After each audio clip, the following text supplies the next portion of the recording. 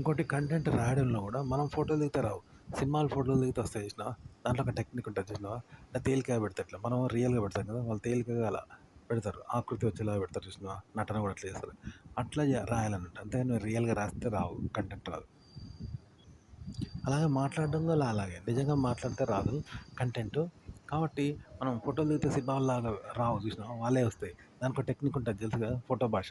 అలాగే మనం మాట్లాడడం కూడా అంతే. దానికో భాష ఉంటది. అలా మాట్లాడితేనే సినిమాలో ఆ మీనింగ్ వస్తదన్నట్టు. ఓకే. అది గుర్తుపెట్టుకోండి. మనం నేచురల్‌గా మాట్లాడితే రాదు. మనం ఒక కంటెంట్ చెప్తే. రాసినా, దాన్ని చెప్పినా, ఎవరి ముందు మాట్లాడినా, మనం స్క్రిప్ట్ రాసుకున్నా రాదు. దానికి మీనింగ్ అనేది ఒక రాసే భాష ఉంటదన్నట్టు. భాషను ఒక రాసే రైటింగ్ భాష ఉంటది. అలాగే మాట్లాడడానికి కూడా ఒక భాష ఉంటది. ఆ విధంగా మాట్లాడితేనే మనం అనుకున్న ఫీలింగ్ వస్తదక్కడ. అలాగే ఒక కంటెంట్ కెమెరా ముందు ఎలా చెప్పాలి అంటే, మామూలుగా మనం ఫాంటసీ చేస్తాం. కలలు కంటాం. ఈ కలలు కూడా ఎక్కడి నుండి కంటాం? అంటే విత్తనం లేనిదే చెట్టు రాదు కదా! అలాగే మనం ఒక ఫాంటసీ చేసినట్టు ఒక ఆంటీని చూసినాం. ఆమెను ఊహించుకుంటాం. ఓ సినిమా చూసి ఏం చేస్తాం? ఆ సినిమాలో వాడు ఏదైతే కలలు కంటాడో, వాడు ఏమేం చేస్తాడో అవే మనము ఊహించుకుంటాం కదా! అలాగే ఊహించుకుంటాం. వాడు లవ్ చేస్తే లవ్‌లో ఫెయిల్ అయితే బాధపడటం మనం బాధపడతాం మనసులో. ఆ లవ్‌లో వాడు ఎట్లయితే ప్రపోజ్ చేసిండో ఆ విధంగా బయట అమ్మాయిని మనం ప్రేమిస్తా ఉంటాం. చూసినావా? అది విత్తనం అయితే ఇది చెట్టు అవుతుంది కదా! అంతేగాని విత్తనం లేకుండా చెట్టు రాదు. చూసావా? ఫాంటసీ కూడా రాదు. అయితే వేరే వాళ్ళ ఆర్టికల్ అనేది మనం చదివిన తర్వాత దాన్ని ఫాంటసీ ఎలా చేయాలి అంటే రియల్‌గా చేయొద్దనమాట. మనము విత్తనం లేకుండా ఒక చెట్టు మొలిస్తే ఎలా మొలుస్తుంది?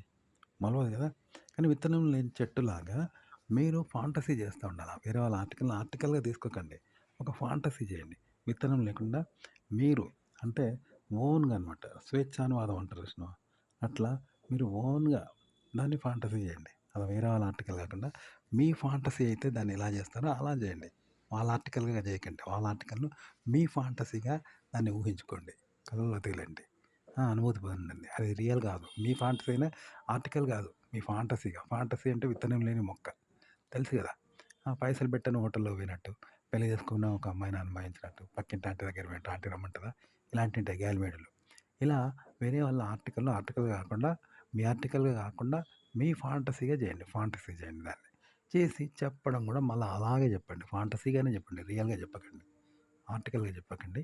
వాళ్ళ ఆర్టికల్‌గా, మీ ఆర్టికల్ కాకుండా మీ ఫాంటసీగా చెప్పండి. మీ ఫాంటసీగా మాట్లాడండి. ఎలా అయితే ఫాంటసీ పొందుతారో అలాగే ఫాంటసీ పొందండి మాటల్లో.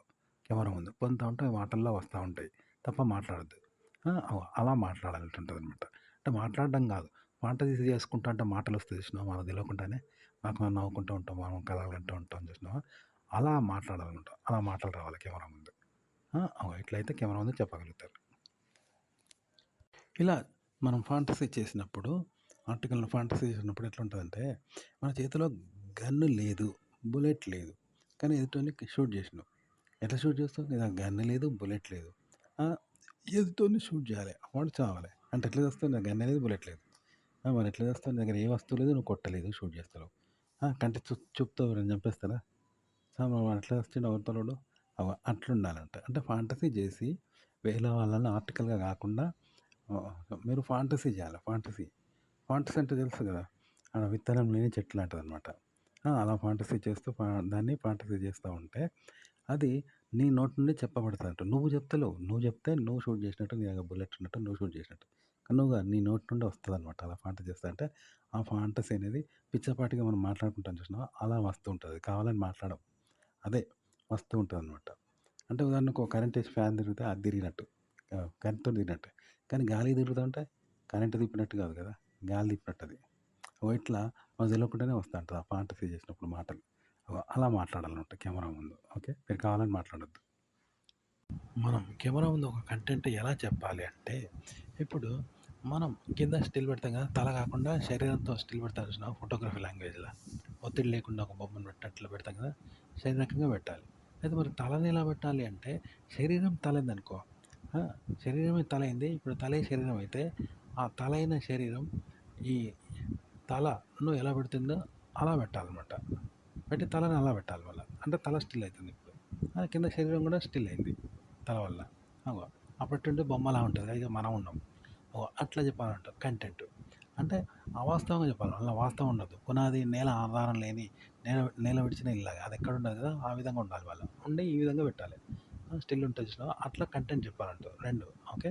ఇలా చెప్తే చాలా బాగుంటది వినేవాళ్ళకు. క్రియేట్ చేయడము అంటే నేల మీద ఇల్లు కట్టినట్టే క్రియేట్ చేయాలి. చేసుకొని, ఆలోచించి, అనుభవించి ఆ! ఆ ఆవేశం, కోపం ఎన్నో ఉంటాయి గదా!